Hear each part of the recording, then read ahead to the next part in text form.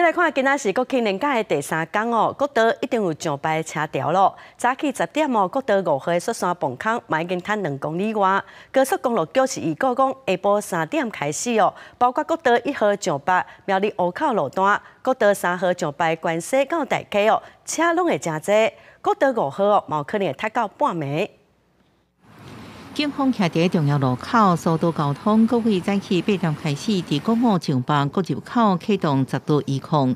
因为国庆连假第3天，上北的车潮会愈来愈多，雪山崩坑已经开始塞车差不多2公里。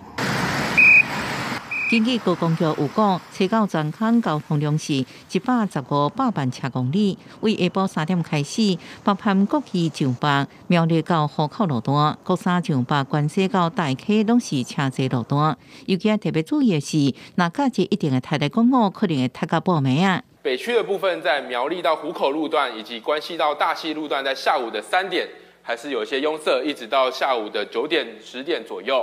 而国五北上的部分呢，会预估在早上的10点拥塞到深夜。另外，伫东北季风甲锋面影响之下，车到这方面东北部、基隆北海岸、大台北山区甲花莲附近有大雨发生，或者是大水害机会。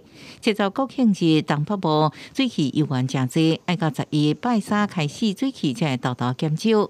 11号之后，可以看到水汽的量显著的是有下降的趋势。 不过呢，就是迎风面的北部还有东半部地区，仍然会有不定时的短暂雨。气象处表示，北部、东北部除了水汽较侪以外，温度也明显下降，普遍温度伫个24到16度，到拜6到拜日，也有一波东北季风，温度也会下降。另外，东南部此时天气相对稳定，高温依然有到30度，较无受影响。记者综合报道。